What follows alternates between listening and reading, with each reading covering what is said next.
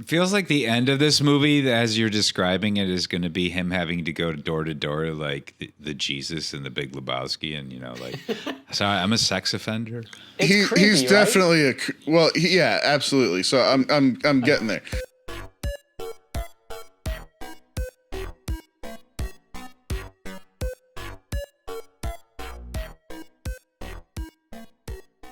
Welcome to Film Dorks podcast number 8.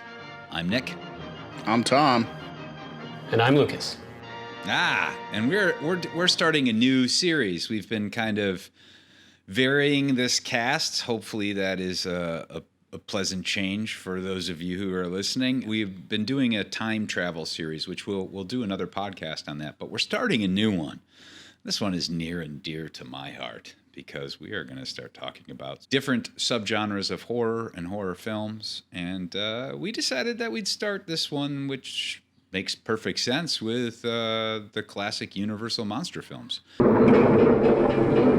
alive! It's alive! It's alive! Now I know what it feels like to be God. Listen to them, children of the night. What music they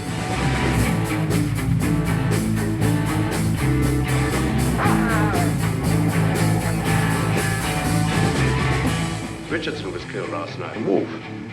A wolf? Where do you suppose a wolf came from?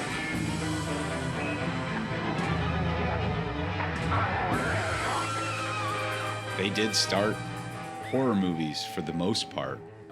You can make some arguments about a couple of things that popped off during the silent film era, but the Universal monster movies really kicked off a big wave of horror movies and horror in cinema, I think. It's true, because we're still living in some ways in the legacy of those movies, and as we talk about them, and as I did research on the movies I was focusing on Frankenstein, personally, and the more research you do, the more you realize how they're just so iconic. The imagery, the iconography of these films, we're just so immersed in our everyday pop culture. The three that we're talking about today, probably the three of the most popular of the Universal monster movies, which is Dracula, Frankenstein, and the Wolfman. So we'll talk about other ones in another podcast, but yeah, my task was Dracula.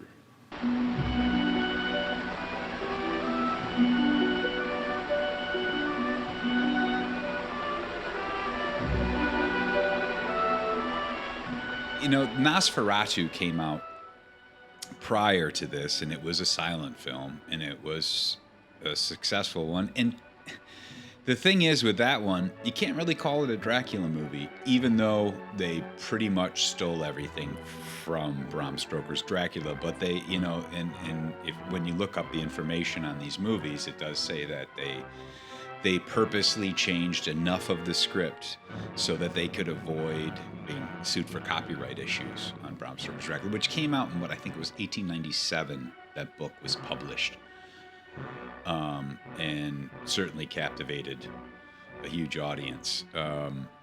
And so they did do Nosferatu. I think that was 1929, and then in 1931 they released Dracula. So that's only 2 years. I don't think that Nosferatu was an American film. So No, it was German. Right. So it doesn't even really count, because it's Germans, and they were jerks. They were jerks back then. That era of German expressionism is insane. It's like one of the best there. But that's why I was actually curious to revisit Dracula, because honestly, I've seen Nosferatu more than I've seen Dracula. What else did you learn about the film, the production, and that stuff before we dive into it? Well, one interesting thing is it's Bela Lugosi's first big film.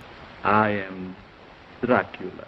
He's certainly credited as being one of the iconic monsters or horror icons in all of cinema. His performance as Dracula was really captivating to people back then. They hadn't seen anything like this, especially with sound.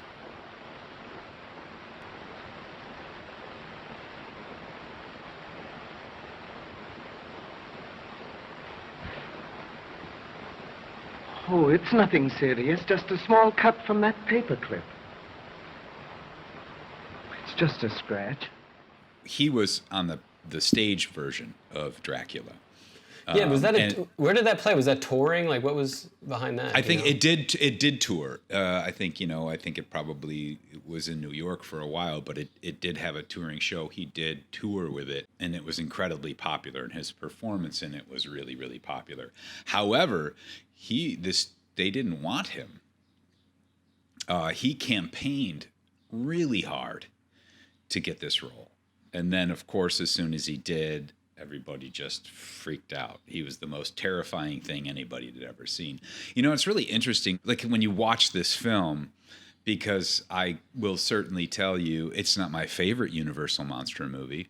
Not by a long shot, really. What was it, just a couple of years later that Invisible Man came out, and that one just astounds me in terms of production design and special effects. The special effects in that movie are, especially from a modern filmmaking perspective, you think about, okay, well, they didn't have shit to work with, really.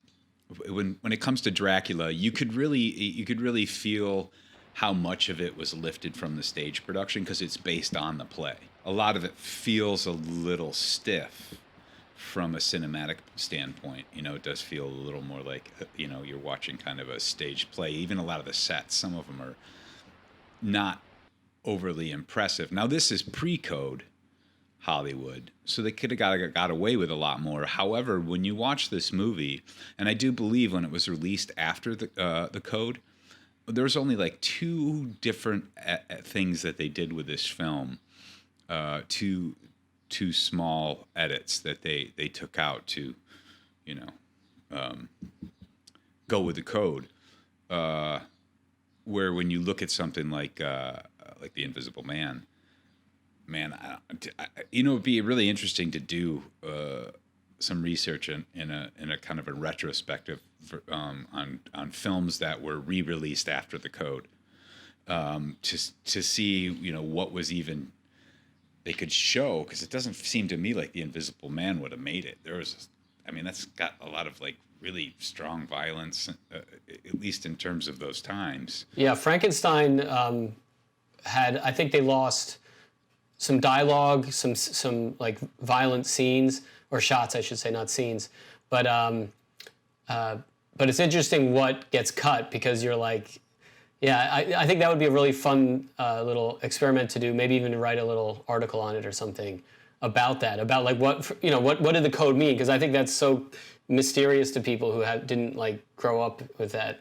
Well, so I have a question about the film. Who directed this one, the Dracula one? Oh, that was, damn it. Where's my? I'm just curious if it's the same guy that did Frankenstein.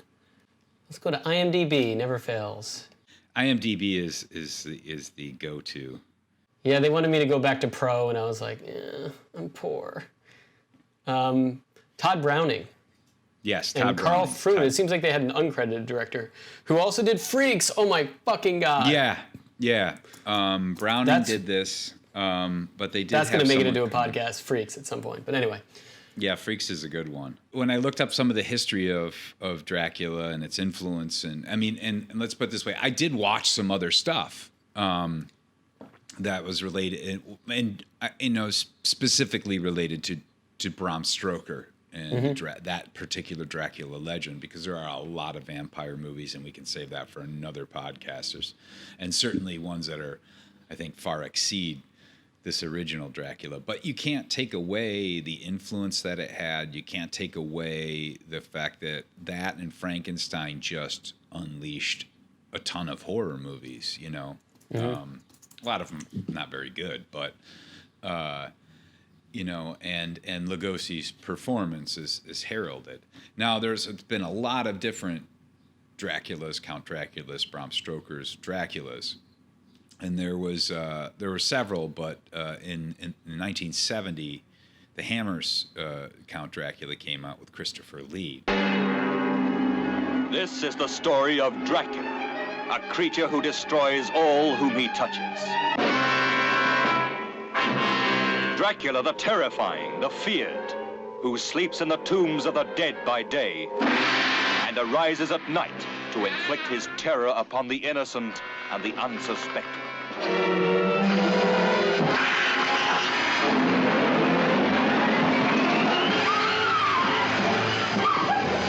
This is not Lucy, the sister you loved. It's only a shell, possessed and corrupted by the evil of Dracula. How do you destroy a fiend who has so far proven himself indestructible? Those who come to end his reign of terror stay to become his victims. Dracula, the bedeviled master of all that is evil. Christopher Lee's one of the few actors, like Gary Oldman literally modeled his performance after Lugosi. However, Christopher Lee thought Lugosi's performance was actually bad. He was very verbal in talking about how he thought it was poorly portrayed and stiff and too simple and not sinister enough and things like that. So he wanted to make a new Dracula movie, which he did in the Hammer series with I forget the director of that one, but and yeah, you watch it now. I mean, there's absolutely nothing scary about this movie from today's standards. But as I was watching, I was trying to imagine what it would have been like, in 1931. When this movie came out, what it would have been like to see that, especially having just been introduced as an audience to sound. Yeah. Well, that was going to be my question. But seeing this again now, like from a clean slate perspective, was there any imagery, quotes, things that stood out? I mean, there's some classic lines. The "Children of the Night" line is a classic one, which I think was in Ed Wood. Didn't he quote that line in Ed Wood? Anyway. Yeah, well, I mean, I think it's in a majority of the. It's kind of a staple in the Dracula movies. Listen to them. Children of the night. What music they make. And there are some great shots of Lugosi in there that are kind of captivating and are somewhat creepy in terms of his facial features and what he does with his kind of stare is good. So there is, and his performance in the movie itself does stand out. You can see why audiences were. It's a dark character, and the guy who plays Renfield is entertaining as hell in it. He really amps it up. Wise man. Yeah, I think that's something that people don't. It's hard to have perspective on unless you watch a lot of films of that era.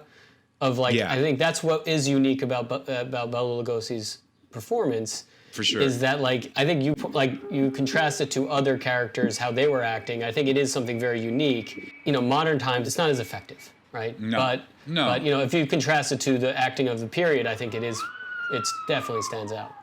You look at a lot of these films and they're not going to hold up to modern standards, but of course they had no special effects. Post-production was hand and cut and tape. Well, they also had not much of a history to go upon for what made good cinema either. They were largely pulling from the stage and vaudeville. Yeah. Mm-hmm. Where you had to be big and hammy and showy and loud, so that the live crowd could follow along, and it didn't really become clear in film until, I don't know, the late 30s-ish, mid 30s. Yeah, that's for sure. And this movie obviously didn't have some crazy budget compared to maybe other movies of its time. No, but that's always been a mainstay of the horror genre, is they're generally cheaper budget to make and higher profit. Yeah, do you know how much the movie cost and how much it made on Dracula? No, I didn't look at the $9.38. Yeah, I did read a little bit about Lugosi took an insane cut rate as an actor for the time to do the movie. He agreed to. He got $500 per week. Yeah. For 7 weeks. Yeah, he did not get paid a lot for starring in it. No, you think about $500 a week.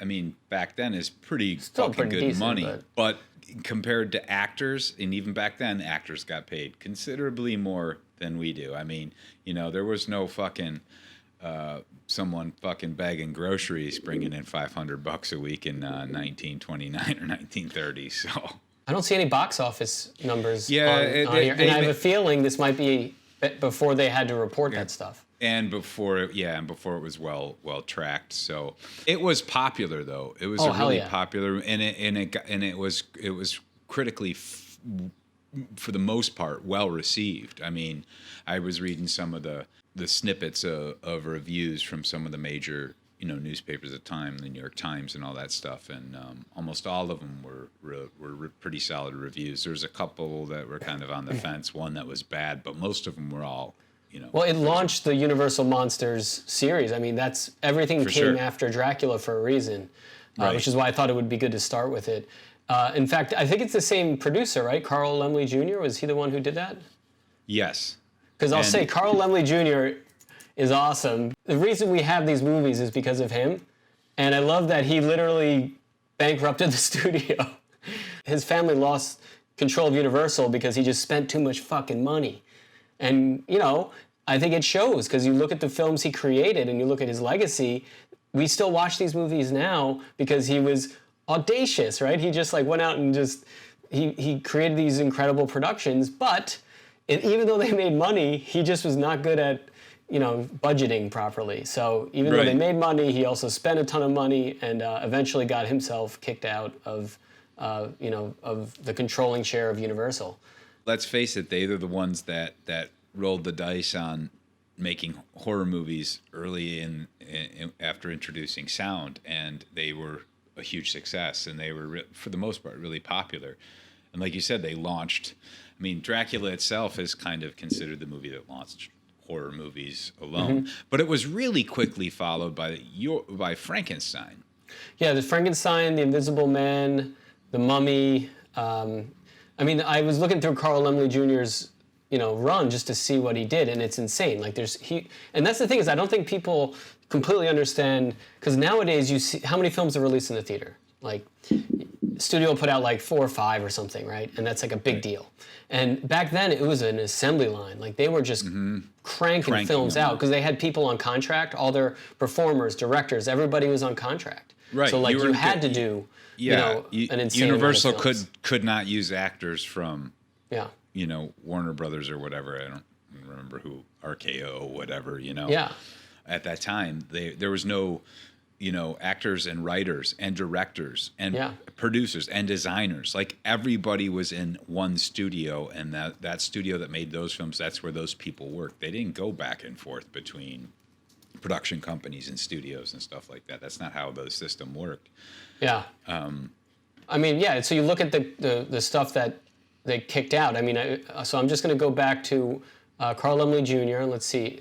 Oh yeah, he did All's Quiet on the Western Front. Then Frankenstein, then The Bride of Frankenstein, and then you just go back through his credits, and it's just so between Dracula and Frankenstein, he has 1, 2, 3, 4, 5, 6, 7, 8, 9, 10 movies between that. Between those two movies? Between those two, and that's the same. That's 1 year. And it's actually they're listed as being released on the same year. Dracula came out in 1931 in January. As did Frankenstein. And Frankenstein came out later that year, Later right? that year, exactly. So that's think about the amount they had to produce. And so we remember these movies very fondly, but as Tom said, they were not very expensive productions. And horror, the best of horror, I think, what we can take from all these lessons is that, I wrote that article on Blumhouse, kind of, celebrating them for this, is they don't spend any money. They do. It's actually kind of the same format of these guys. You get a lot of contract people or directors and writers and actors you work with repeatedly, and you don't pay them a lot of money, and you make big returns. And maybe 1 or 2 of them are huge hits, and the rest, as long as they make their money back or don't lose too much, it's a really smart formula. And these guys started it all. They perfected it. But yeah, as far as Dracula goes, it's not my favorite of all of them. But I also did watch, and then we can move on. Yeah. Is a movie I decided I thought was a good watch would be a good watch is Mel Brooks, Dracula Dead and Loving It. This is the frightening and shocking tale of Count Dracula.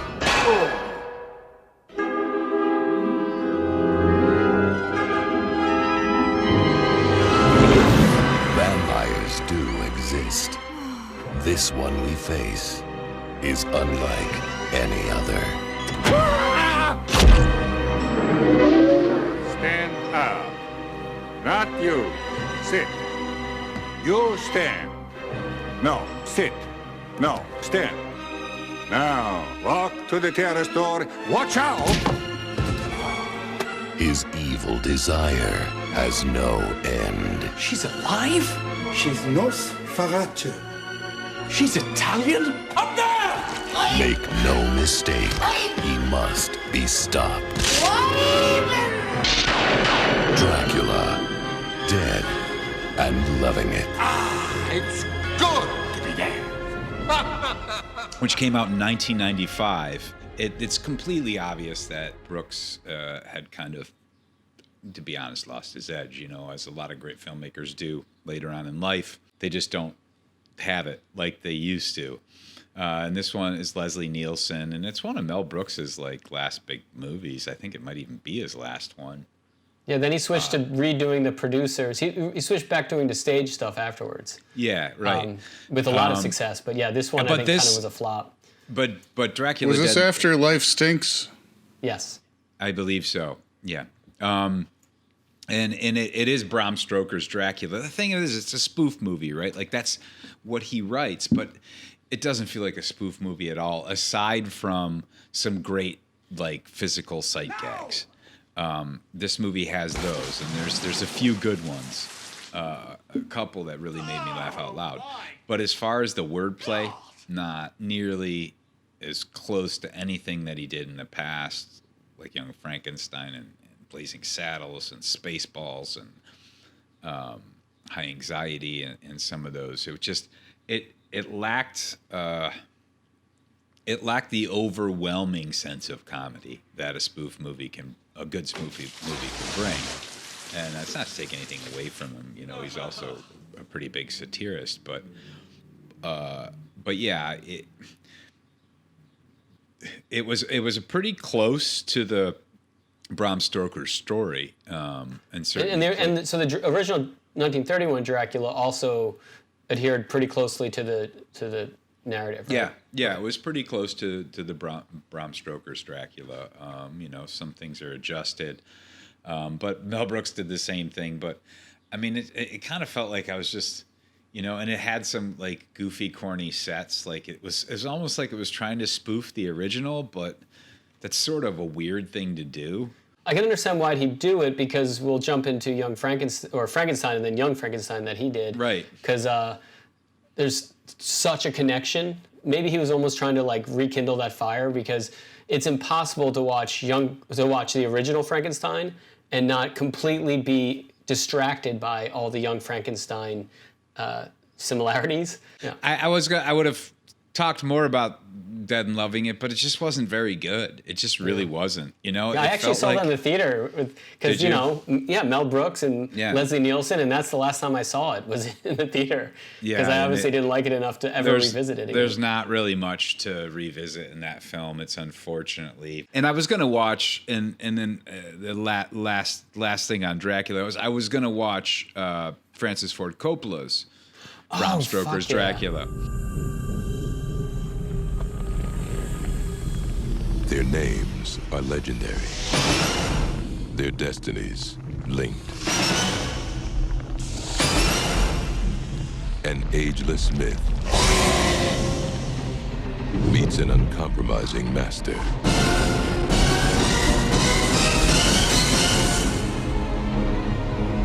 Francis Ford Coppola brings an undying legend to life. Dracula.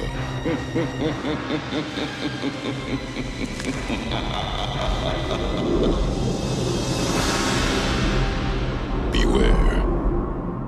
Saw that in the theater too. I didn't want to, and I'll tell you why. Sure. Because I didn't want to sit through Keanu Reeves and Winona Ryder again. Yeah. Look, I love Keanu, and I just don't want to revisit his worst performance ever. But I'm in love with Keanu right now, and I don't want it tainted by Bram Stoker's Dracula, regardless of how great Gary Oldman is, regardless of the production design of that movie, which is brilliant, and regardless of the fact that Tom Waits is in that film. He plays Renfield, I believe. Yes. He gives a great performance. He does. The issue, I think, is Francis Ford Coppola is not going to be the director that's going to like bring out the best performance in Keanu. But you know, he allows the other people to take it wherever the fuck they want to go, and that's why some of the performances are incredible. It's worth watching though, just for the practical effects and the visual effects. And Gary Oldman is worth it, and because I rewatched that maybe a couple years ago, but it's like almost a great movie, and you just wish that like they could have recast a couple people. Yeah, for sure. Like seriously, and it's really only two people that really bring that movie down. But, you know, as we know, Coppola's known for that. But talk about getting old and sucking. He's sadly. But yeah, you look at like Godfather 3, totally ruined. I refuse to watch. I haven't seen it since his daughter's performance. The 90s. You know, she's a great filmmaker, but terrible actress. Not, again though, a good director would. But whatever. That's a good point. Yeah. Could have worked with if a director was good with actors, they could have they would have had the eye and at least enough know-how to work around that performance, if not get that person replaced. So yeah, okay, I agree. So there's that. There's Dracula for you. It has a long, long legacy that continues to, have an influence on film. How do you do? Mr. Carl Lemley feels it would be a little unkind to present this picture without just a word of friendly warning. We are about to unfold the story of Frankenstein, a man of science who sought to create a man after his own image without reckoning upon God. It is one of the strangest tales ever told. It deals with the two great mysteries of creation, life and death. I think it will thrill you. It may shock you. It might even horrify you. So if any of you feel that you do not care to subject your nerves to such a strain, now is your chance to, we've warned you.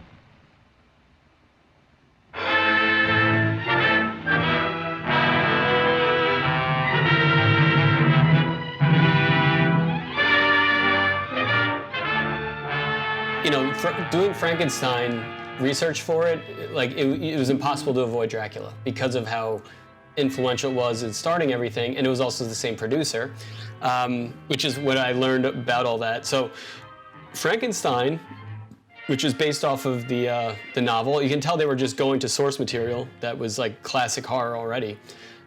They made it for $250,000 and it earned $12 million at the box office. And I don't know what that translates to modern, but it's like they made a ton of money. Like this was same year as Dracula. Think about that. They had two smash hit horror films the same year. It was director James Whale, who was a auteur. They actually brought him over from England, and Carl Laemmle Jr. fought hard to get James Whale, which I give him a lot of credit for. He truly was trying to do something with these movies that was more than just like a crappy horror film, which is what you get to see a lot of because of these guys. So James Whale ended up directing The Invisible Man, and then Showboat. He actually he died tragically too, which was interesting reading about him. Well, I can say those are my two favorites, Frankenstein and The Invisible Man, of all those movies. Yeah. Well, James Whale committed suicide by drowning himself in a swimming pool in 1957, and then he supposedly left a suicide note. And his longtime companion, David Lewis, so obviously I think the guy was gay, withheld the suicide note until his deathbed. So people thought he just tragically drowned. It turned out he killed himself, which is fucking sad. Wow. But but James Whale, man, what a fucking talented director. And I really need to revisit The Invisible Man again, because I only remember seeing that in film school. And I don't even know if we watched the whole thing or if we just watched clips of it. But it's really good. But Frankenstein, so this stars Boris Karloff. And this, similar to Lugosi, these guys are so smart. They took kind of obscure or not well-known actors and launched their careers. Same with Claude Rains in The Invisible Man.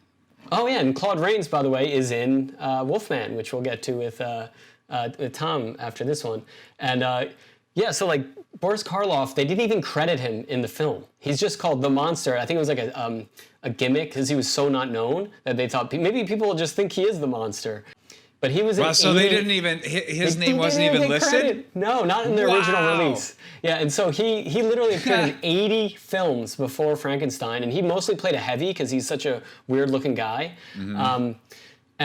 But what's cool about it is if you watching this film, like I had seen it, it's been a long time, and then I watched it again, and it's similar to what you recognize about like the performance we were talking about, this like really like outward stage-like performance by all these characters, and then you get the Monster who in the book actually learns to read and write and speak, and in this he's just a mute. Yeah. And he's the only emotion. character. Yeah, he emotes so much through the makeup and the sympathy you have for his character is all Boris Karloff. Like this, you can tell why he had a career after this. It's because he's the best thing in the movie. He's in fact like, Colin Clive played Henry Frankenstein, which is hilarious. Like Victor Frankenstein's the book, but Hank Frankenstein. It doesn't sound Hanky scary. Frankie. Hey, Hanky Frankie. But they did it for a reason, and that's why I think they were like, well, he's not going to be a sympathetic character if he's named Victor, which I don't fucking know. But ridiculous. yeah, so for some weird reason, he's Henry Frankenstein. But Colin Clive does a great performance, but you know, it's so over the top, and it's why, you know, also watching it, it's impossible from our generation not to just see Gene Wilder, right, who did an even more entertaining version of that character, right? Quite a good scene, isn't it? One man crazy, three very sane spectators.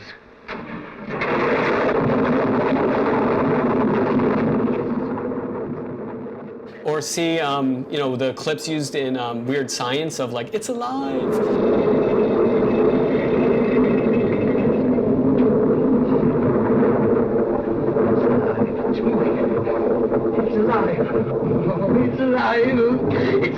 It's alive! We talked about the code. There's a quote that was cut from the original release, or I think it was when the code released, one of those, where he, after he resurrects the monster, he says, "Now I know what it's like to be God!" It's alive! Oh, in the name of God! Now I know what it feels like to be God! And it's kind of the coolest quote in the whole movie. And I was like, shit, I can't believe they cut that out. But it's funny that they would cut that out, because like, who really cares? But that was like blasphemous to be released back then. Yeah, they cut a lot of stuff out during the code. The Yeah. code was pretty specific. There's only a few directors that were great prior and during and after the code, and that's because they were already narrative storytellers with a cleaner mindset. Yeah, they could actually pull it off. Yeah. Yeah, so anyhow. Imagine what they would have done with Basic Instinct. Just been them all having dinner 3 times, and that's it. Drinking some wine. Yeah, so for other interesting things I found out, Boris Karloff, he started the Screen Actors Guild. He's one of the founding members. Really? Yeah, and there's a reason for it. He fucked his back up so badly carrying the doctor up the stairs into the windmill at the end that he had back problems the rest of his life. He lost 20 pounds filming this thing because they would put him in makeup, shoot for like 16 hours, and he was like so miserable from the experience that he ended up like really fighting hard for workers' rights, for, you know, actors' rights. And in fact, he's like kind of known as, beyond Frankenstein, like he was a sweetheart. People fucking adored him in the industry. Like, unlike Bela Lugosi, who kind of had a tragic and bitter end to his career, Boris Karloff worked his whole life and was like constantly like engaged with the film and acting community. Oh, he was married like 7 times though, so he was a serial cheater. So, you know, wasn't totally a great guy, but that's Larry King numbers.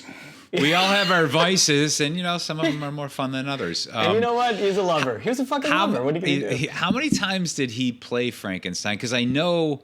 It wasn't Bela too many. He did Lugosi. Bride of Frankenstein. They both appeared in what is it? Abbott and Costello, which I really wanted to watch for this, but I just ran out of time. Yeah, I know. Lugosi played Dracula a few times. Yeah. But he also was like kind of typecast as a vampire. I think he is in multiple other vampire movies as a vampire that wasn't necessarily Count Dracula, like 7 times in his career. Damn. Okay. Yeah. I mean, I think he didn't avoid playing him too often, but I think he was very picky with the roles he would the times he would actually revisit the character. Right. So other things that were interesting. So the makeup was done by Frank Pierce, and the sets and props, were done by Kenneth Strickfaden. And what's so fascinating about that? So the set was originally built for All's Quiet on the Western Front, and then they just repurposed it for Frankenstein, and it's the same beautiful set. Producer. Oh, it's gorgeous. And Kenneth Strickfaden. So some of the electrical effects he created were totally unique and new. Nobody had ever seen that on film before. They actually got Nikola Tesla's Tesla coil. Like the Tesla coil in that he got from Nikola Tesla. Like, That's isn't crazy. That fucking insane? I was like, how did they recreate this so perfectly in Young Frankenstein? They fucking hired him to do it. He's the guy that did all that. So he used some of the same props that he used in the original Frankenstein in Young Frankenstein. That's so like, cool. talk about Mel Brooks. Like, there's a reason why. And honestly, like after watching Frankenstein, I was like, I could go back and watch Young Frankenstein for the 1000th time. It's coming from the deep, dark recesses of the mind of Mel Brooks. I love him. Young Frankenstein.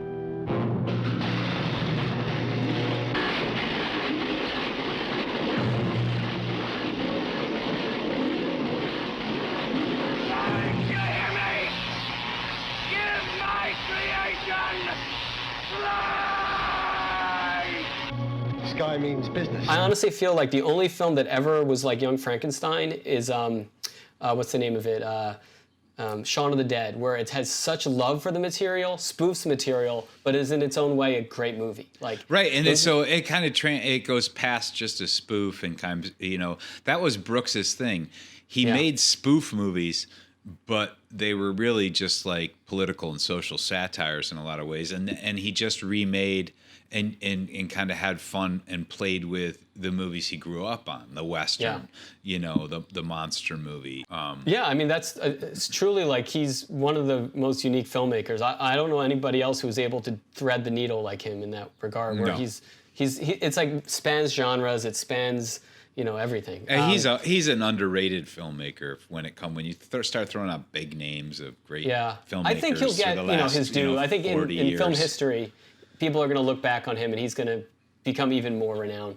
But so the last few things on this one. Oh, Bela Lugosi was supposed to play Frankenstein, but he refused because he didn't think there was enough character there, which makes sense. Honestly, can you imagine him as the Frankenstein monster? Not at all.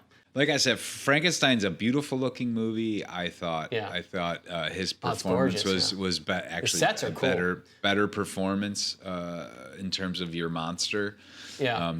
It's just so interesting because the monster is in a way sort of terrifying, but you really, really emotionally connect with it, and that's the thing that you don't do with Dracula. You don't really feel. Well, he's just scary. It's supposed to be scary and not human.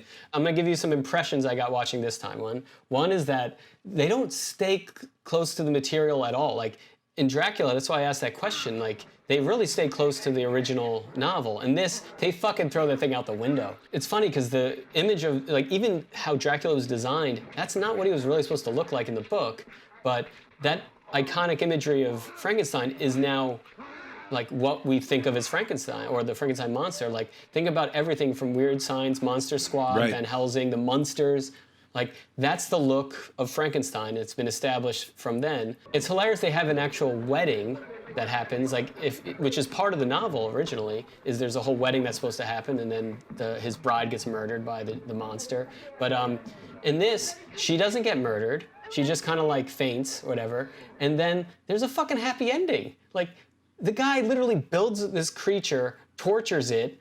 It goes on a killing rampage, murders a girl, and the whole town burns the thing alive in this whole tower. Right. And then he like recovers, and then they're all celebrating. Here's to a son, to the house of Frankenstein. There's no repercussion. The town's not like, why did you build a fucking monster? And Alicia, no, they're just all forgiven. It's so fucking weird because, you know, they were trying for that happy ending, which doesn't make sense, and it was not in the novel. So like watching it again, I love the Pitchfork Brigade. Are you ready? Light your torches and go! How the town just like, once they're like, okay, we got ourselves a monster, there's fucking torches and pitchforks and dogs. I'm like, you know, considering where we are in our culture right now, feels fucking fitting, right? Like, we got to rally and protest. We're gonna just like, you know, grab your pitchfork, let's go.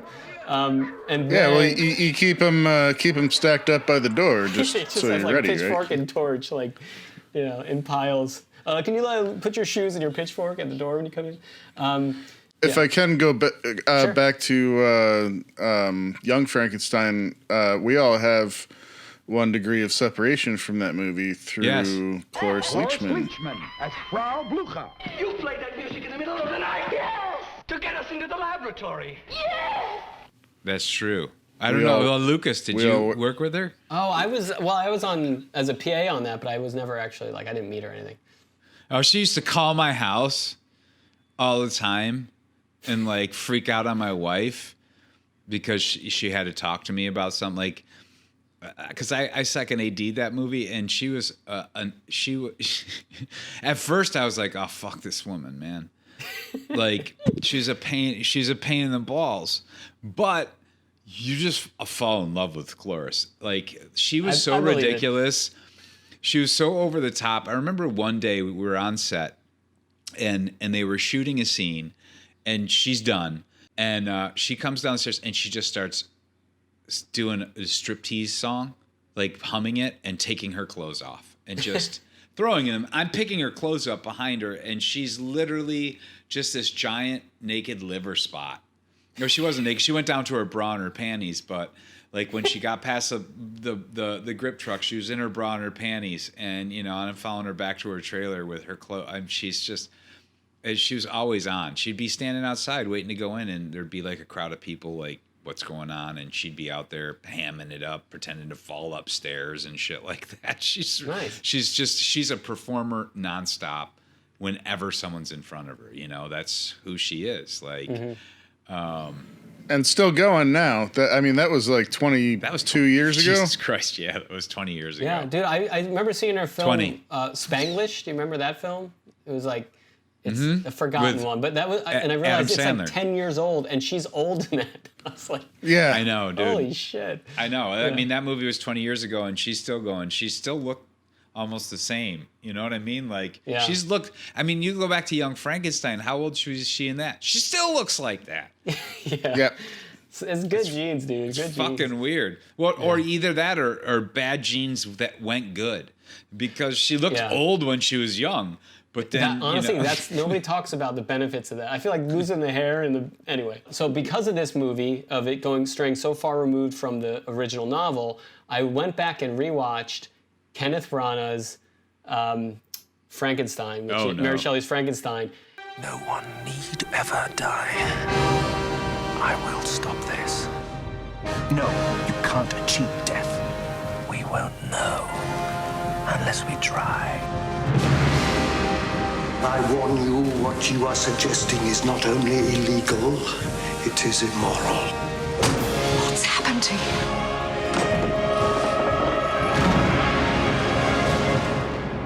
Yes.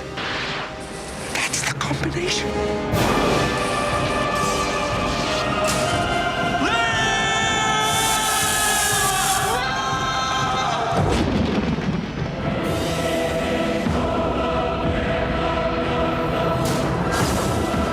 Did you ever consider the consequences of your actions?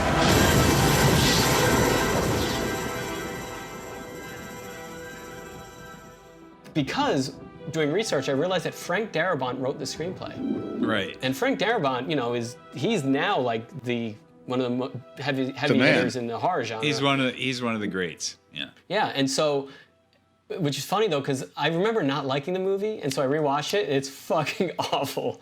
It's everything we were complaining about the movies in the 30s. It's like Branagh, you can tell he's like an actor, and then everybody, all the actors are like, when they're having a good time, they're having the best time of their lives, and when they're sad, it's the saddest day of their lives, and like the movie has no subtlety, and which is funny because Branagh's the most overrated auteur ever. That's why he doesn't do anything anymore, because everybody figured out his game. Maybe he was just too big of a jerk to keep playing the game, but all of his stuff is overrated. Can I read what I'm just going to read really quickly what Darabont wrote about it, because it was truly one of the worst experiences of his life. There's a weird doppelganger effect when I watched the movie. It's kind of like the movie I wrote, but not at all like the movie I wrote. It has no patience for subtlety. It has no patience for quiet moments. It has no patience, period. It's big and loud and blunt, and rephrased by the director at every possible turn. If you love that movie, you can throw all your roses at Kenneth Branagh's feet. If you hated it, throw your spears there too, because that was his movie. That's like, hearing that from a writer is fucking great. And you know, I feel like watching that movie, I can understand, like, thinking from a script writing perspective, I'm like, oh, this is a decision the director made. So I'm going to actually read the script and see what was written and then what was. That's cool. That's a good idea. That'd be interesting. So Del on some Toro of these. is supposedly going to direct the next Frankenstein one, and he wants to do based off of the original screenplay by Frank Darabont, or something like that. One thing about I want to just add about Frankenstein before we go on to the Wolfman is that book itself has always proven to be particularly difficult to translate to screen.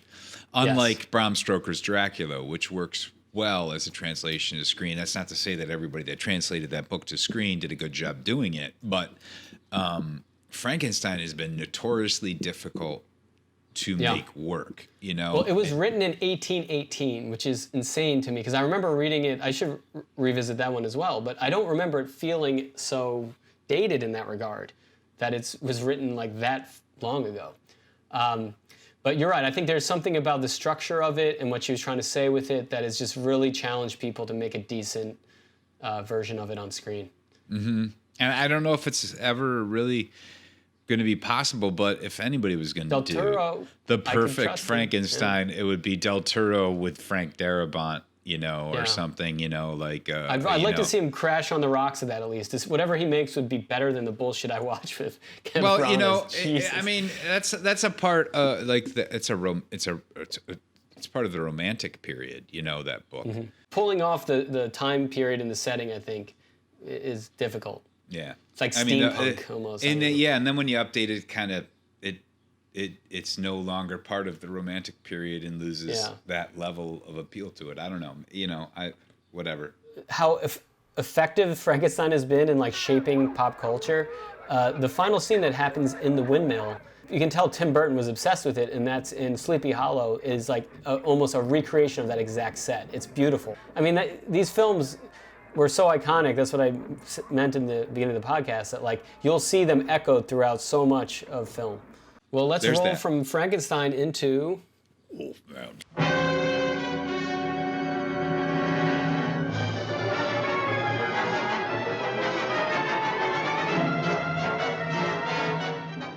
Wolfman. Tom, by the way, every time Tom would write me, he'd say Wolfman, like W-O-O-F. And then when I watched the movie, I was like, that's an appropriate name for that movie. Yeah, so what do you got? What do you got for us, Tom? So The Wolfman was made in 1941. Stars Lon Chaney Jr. and Claude Rains. It was directed by George Wagoner, who also produced it.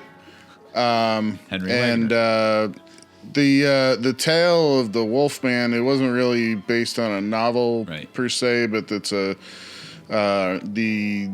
legend of lycanthropy extends back to as far as the 1400s, if not earlier. You know, the ability of a person to turn into some kind of animal and kill people, and a lot of it's been attributed to mental health issues of all kinds. And even at the beginning of this movie, they have a Like, it starts with like a newspaper article explaining what lycanthropy is, and it's basically for crazy people, you know. And they open with establishing that Claude Rains is this rich doctor in this town, and he's got a son, Larry, that is helping him set up a telescope for hobby purposes, as far as we know. But it's like a giant it's like 15 feet long telescope. So he must be like super rich. But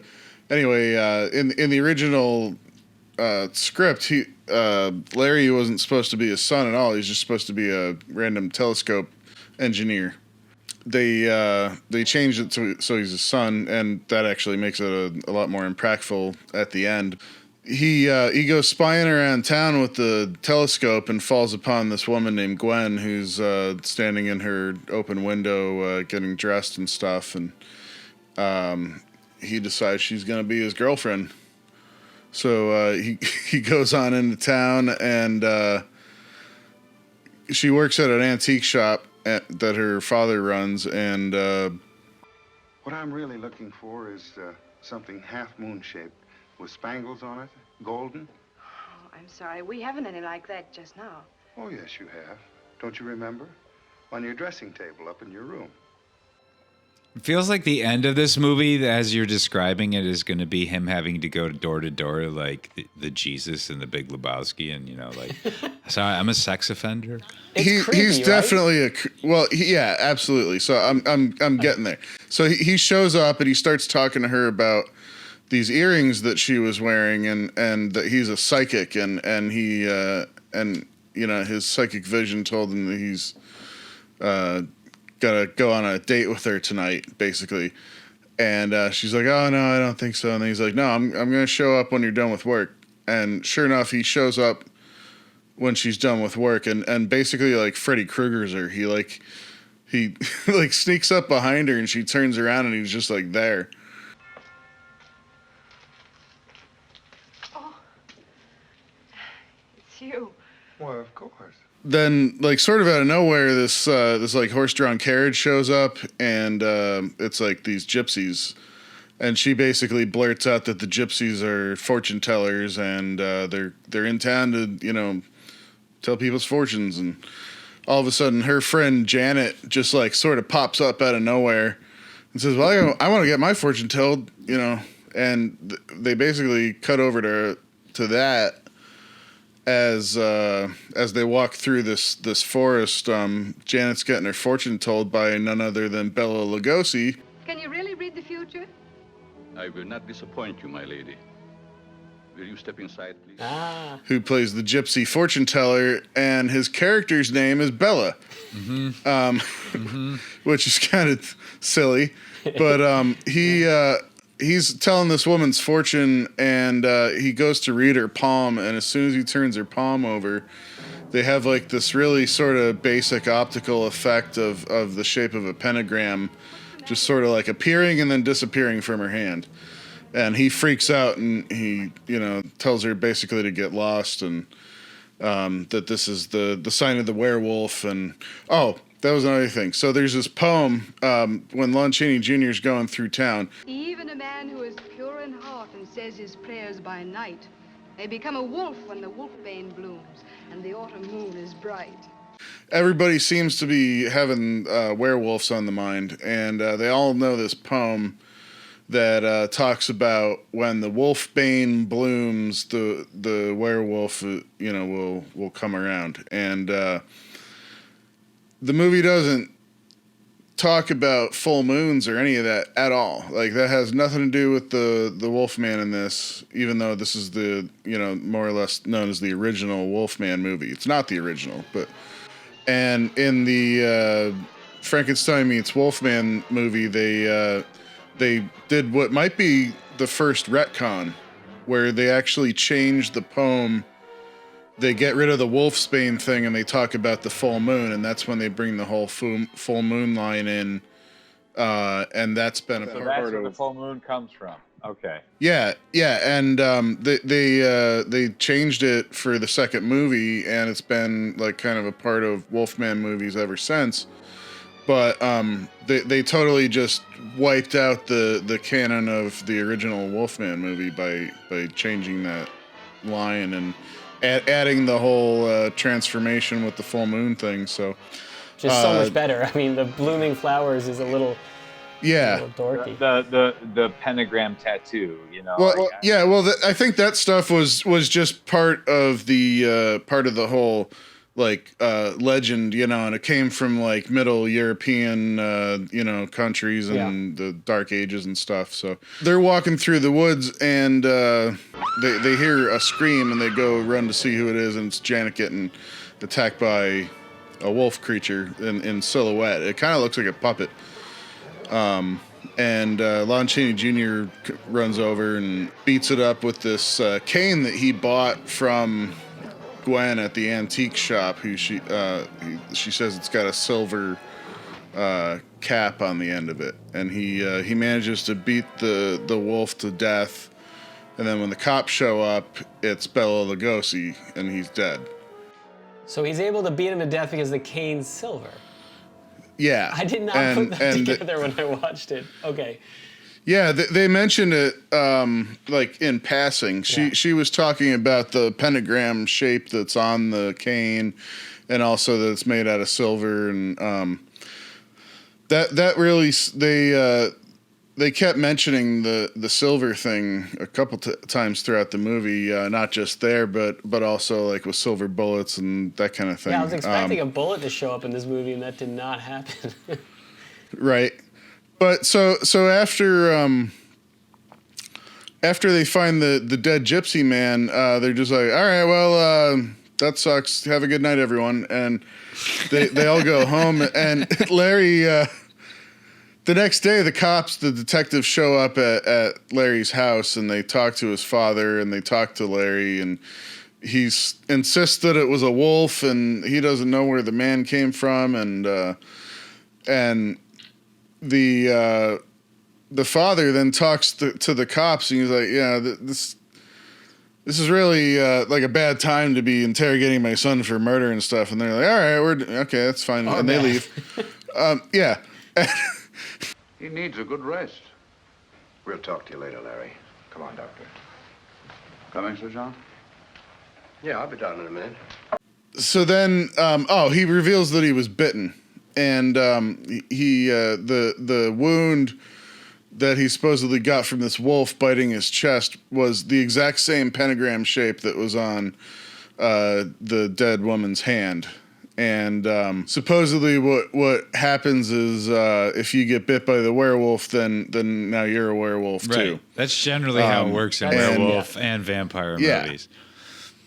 Right. But this movie, like I said, had nothing to do whatever with the full moon. So he just transforms the next day or the next night. He transforms into the Wolfman, and there was a lot of hullabaloo about the makeup process that they went through for this. That Lon Chaney Jr. apparently sat for like 10 hours to get makeup applied for these transformations. They filmed them like shot by shot, and they did a thing called a lap dissolve, where they would basically just dissolve.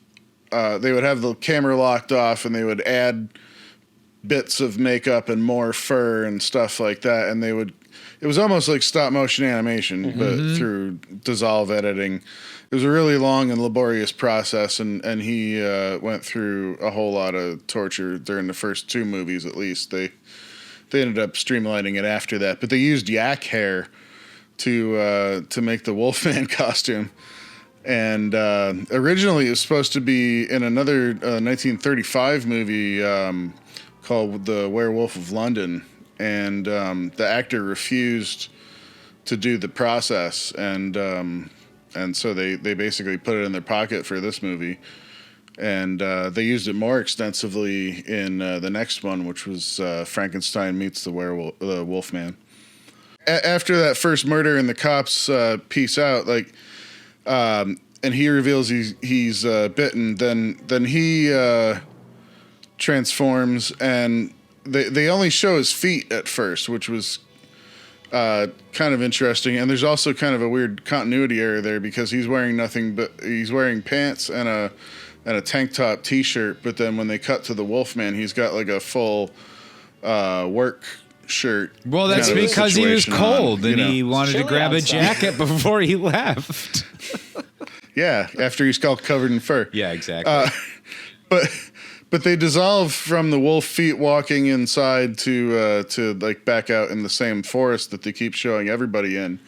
It must have been a soundstage because it seems like every external event in the movie takes place within like 50 feet of each other, and including like the wife of Bela Lugosi, the gypsy woman, keeps coming around and like throwing exposition mostly.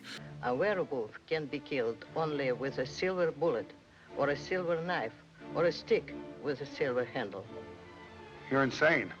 Lon Chaney Jr. On his first kill, he goes out and ends up in a cemetery, and there's what's supposed to be a grave digger, but it looks like a dancing cowboy. Like this guy is all made up. He's got like the bright lips going on, like real pale shiny skin, and like a cartoony cowboy hat on. And I don't know why they said he was a grave digger, but yeah.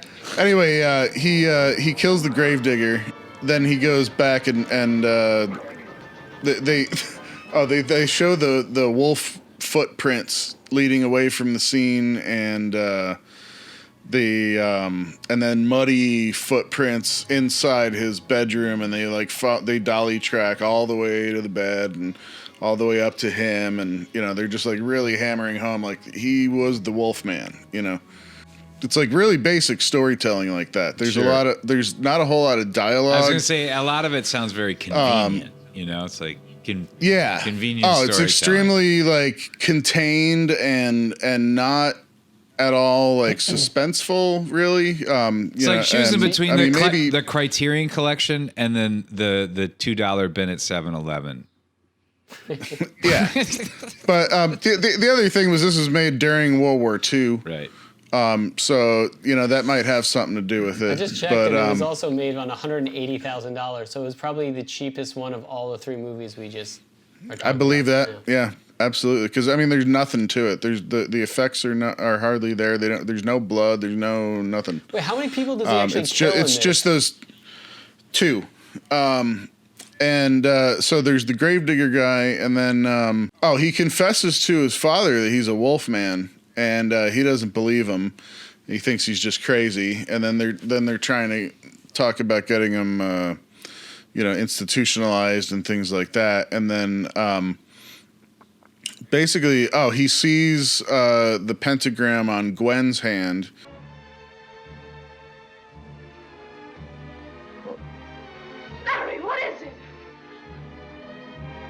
Your hand.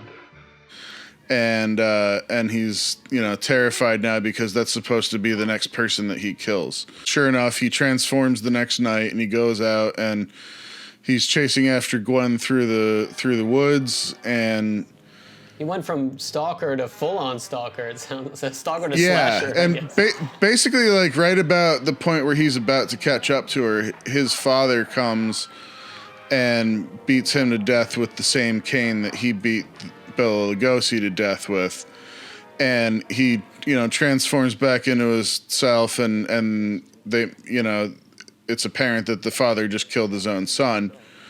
And then what I thought was a surprisingly emotional plot point in this otherwise like vacant movie was completely ruined. When the cops show up, Gwen has fainted. She's just passed out over there. And the cops show up. The wolf must have attacked her, and Larry came to the rescue. They basically say, looks like the wolf attacked Gwen, and sadly must have killed Larry in the process, and he died saving her. And then she wakes up from fainting and sees his dead body and just says, Larry! And then the end. That's it. It just smash cuts to the end, and yeah, Dracula did a similar thing too. Like it was like you didn't see Dracula get killed; you just hear him get killed off to the side, and then it's like, okay, well that's done now, and then the couple walk off, and that's it, and that's the end. And I'm like, well, yeah. I mean, I told you Frankenstein. They're like, hey, we're gonna have babies, and it's so bizarre. So like, apparently they're like, hey, when they got notes from the studio, the writers, they're just like, we don't give a shit about the end. The end's fine. Well, but I just outlined it. Nope, that's exactly how we're gonna go with it. Nowadays, I'm actually complaining the movie's gone too long. There's like 7 different endings nowadays. Yeah, well, I mean, and when it comes to horror movies, still often suffer the same fate. Awful third acts. Awful endings. They just, great setups, terrible third act. Yeah. So anything of the Wolfman that you find redeeming or interesting or even just quirky? Well, I mean, it seemed to have a little more character development in Larry's case. I mean, they show him tormenting about his situation, and they show him he like. A lot of things just happen at random, like seemingly conveniently at random. Like he just happens to be wandering around and he finds the 2 detectives talking about the werewolf and or if it's a wolf or if somebody's killing somebody. And then right after they leave, the gypsy woman shows up and they were at the coffin of the dead gypsy guy. So she starts praying at the coffin and they show him like off to the side, like tormenting about her grief and, stuff like that. That seemed a little more apparent and overt than a lot of the sort of like bland reaction shots of the older movies, like this seemed to tell a little bit more of a story. So it seemed like they were evolving in that era. The whole concept of like the father killing the Wolfman and not knowing that it was his son. I thought that was a pretty, advanced like plot point to have in such an early monster movie. Mm-hmm. But there was like absolutely nothing in terms of like gore or, really the only thing that I think anybody would have been scared at all is like the close-ups of the face of the Well, Wolfman, this was during Code too. This particular one, right? Of the 3 we're talking about, this was made during the Code, so there's a lot. Yeah, and I mean that became apparent. There's there's like everything's in silhouette or like off screen, and there's very little in the way of actual violence. It's mostly just like he's biting somebody. Sort of, we can't really tell. Just and women are pure, so they just faint. It's fascinating though that they that character became this iconic character, whereas Frankenstein and Dracula, you can see that not only were they in literature, but like then they made these iconic movies. And the Wolfman, especially after watching it, I was like, it's insane that this spawned like the Wolfman as a iconic character, because the movie didn't seem like it really held up in that regard when you compared it to the other 2. But it's still like, that is, I mean, it is of the 3 that we thought of, like that is the other, the triumphant, right? It's like the Wolfman is the other one. Yeah, well, I mean, it became, sort of this classic universal like team of monsters that they just keep going back to over and over again. They're the 3 they go back to.